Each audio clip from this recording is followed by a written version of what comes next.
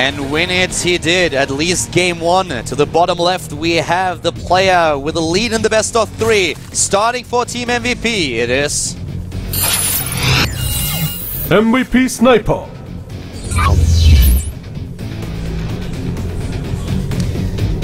Sniper up against a tough opponent. To the top left of Star Station in blue, the Protoss player for STXO. We have... STX Soul Trap. Pylon in the main. Yeah. Could be two things. Could be forwards in the main. Could be gateway expand. Really intense games today. And again, guys, if you are currently watching and you want to interact with a few fellow viewers, then jump onto IRC and go to QuakeNet. The channel is #GSL. If you don't know IRC, you can just Google Web IRC and you will get a Java client, which is really easy to use. You can just chat with a few fellow Starcraft 2 fans and GSL fans. And of course, also make sure that you jump to teamliquid.net and have a quick look at the live chat there. There's always a lot of action going on. Yeah. You can also tweet at us if you want to talk to us directly at ProxyWolf and at Caldor. Yep, definitely do that. We always browse through the tweets that we get through in the breaks and between the games to see what you guys think about the matches and the commentary. Yep. And currently looking at our second game here, we have, of course, now the Probe Scout already out on the map. And Sniper also lucky enough to find his opponent with the first Overlord. So the builds will be revealed here. And talking about the build, Protoss player starting, of course, with Forge in the main. He goes Nexus first, though, and he's not going to see this very quickly with his Overlord. He will be able to eventually see it, but he just sees the Nexus and turns immediately, just going, okay, you've got a wall here, or what's going on? Now he's going to eventually see it is a Forge in the main. It was really interesting how close the Overlord was to the line of sight of Trap, but it doesn't do him any good here, because what you try to do is, of course, hide your spawning location. If Trap sees the Overseer coming in, he knows immediately where his opponent spawns. Yeah. Sniper was hiding it, but the probe of Trap was already at the bottom left, so in this particular scenario it doesn't make a difference. That's a really good point, though. If you're a Zerg player and you want to make sure your opponent doesn't know where you spawn, then turn your Overlord away immediately when you scout. That way your opponent doesn't know which direction it came from.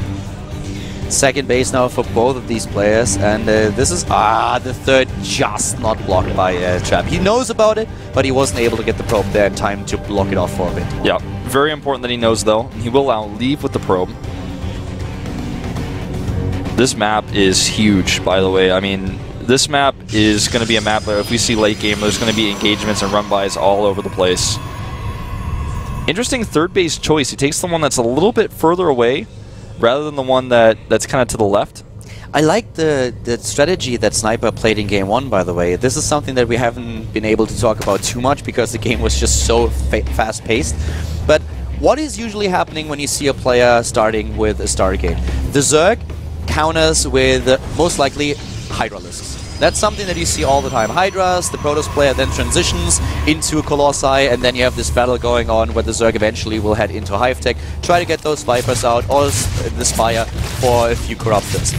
In the last game, we didn't see that. Sniper was just sticking it out with Zerglings and with Roaches, and he hit Trap everywhere. He was so aggressive in this game, and Trap was completely caught off guard. Sniper just realizing that the Colossi would be so late that he can utilize the 1-1 Zerglings that he had much longer than he would usually have been able to do.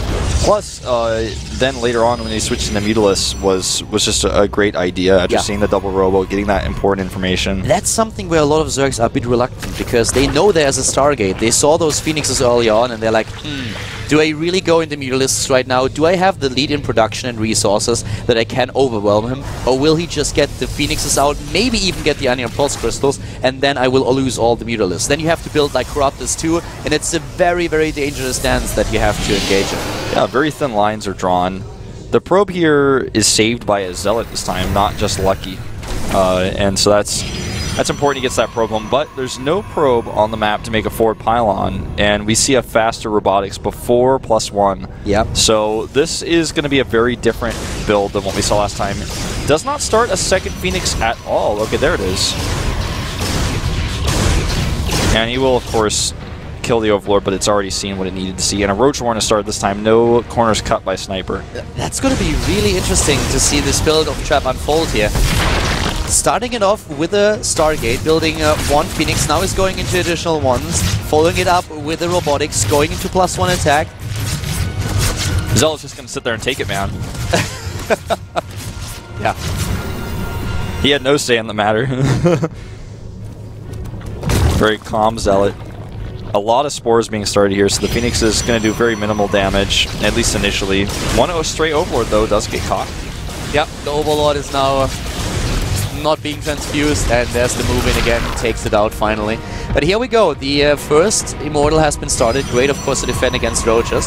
And for Sniper, we have the +1 attack upgrade this time for the ranged unit. So very different start from what we saw him use in game number 1.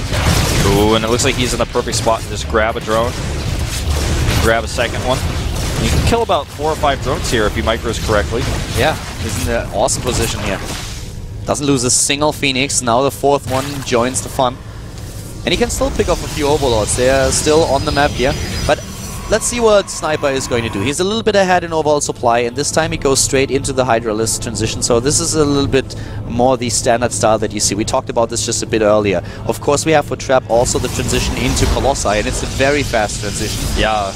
The Hydralisks are probably not going to have a very big role in this game, unfortunately, for Sniper, just simply because the Hydralisk Den is not done before the first Colossi is halfway already on the production tab, so... What Sniper wants to do now is... Okay, he chooses to go into the Spire. As I said earlier, he has 2 choices. Fast tech into Hive, trying to get that out as fast as possible so that he can build Vipers, or he can go into the Spire with Corruptors. And most Zerg players will actually try to go for the Hive option, because Corruptors are not really that good later on anymore. There are a lot of switches that a Protoss player can achieve. Void Rays, for example. Void Rays, for example, exactly. Just continue to focus on the ground army and not get Colossi out, where the Corruptors will not do a lot. So for most Zerg players, Vipers will be the better option. So Sniper decides to go into the Corruptors regardless. He wants to have them out as an addition to his Roach Hydra composition, and we're going to find out how well that works against Trap's build. Yeah, Sniper is really committed. I mean, you can see he had both upgrades queued up even, which I think is probably an accident, so he didn't want to spend that much gas that early, but more power to him. He's going to get the upgrades for sure. He won't forget. And Trap is poised to take a 3rd base, but he's not doing it just yet, which...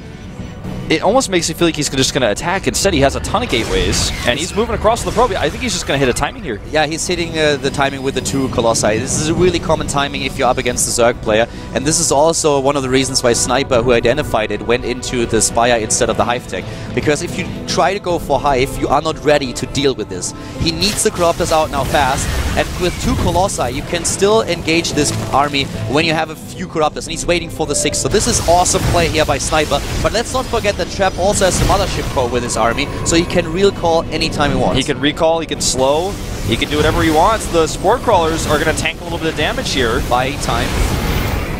And there's the Time Warp. He gets 2 Force Field sound, but the time was bought. And he needs to move in, and that's what he does. He's trying to get close enough to those 2 Colossi to take them out, and take them out. He does 1 down, and the second one follows suit.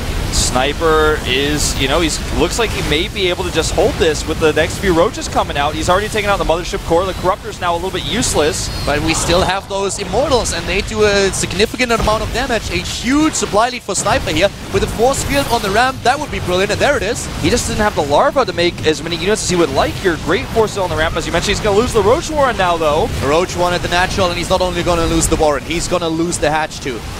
Yep. Frost Army has to pull back here for just a moment. And there's the Force Field in the last second, but this might actually be enough to a Sniper to save the Hatch after all. The last few Roaches he's going to have this game are coming out, at least until he makes that Roach War. Now, he breaks down the ramp with a few of his earlies. He has to pull back, though. He needs to wait for a few more Hydras to come out. Very patient play by Sniper here, trying to save those units at the back of his Natural, but it's really going to be close. The Natural is under so much pressure, and with a good focus, Trap could take it out anytime. Yep. Loses a Zealot there. And he has the sentries now. He can go for the Force Fields at the ramp again. Yeah, and he definitely will. He does Force Field right away. All the drones are trying to get into the main base. They can't, and they are picked off 1 by 1. Oh, this is so dreadful. This is nearly too much. We have 2 additional bases now for Sniper. Can he somehow defeat this army? And force fields at the natural are still going strong, cutting off the reinforcements coming down from the main base. Yeah, and it looks like Trap is going to take out the last of these Corruptors as well. Yeah. He takes a supply lead. Sniper is trying to do what he can. He's even using Corruption here with his Corruptors to make this ground army of Trap a little bit easier to defeat, but there is just too much, and the position for Trap is too good, especially with those force fields. I love Trap's decision to just go for the natural and ignore the third base because he knows he can just cut off the reinforcements from the third base. His army is that big. Manor Nexus, GG.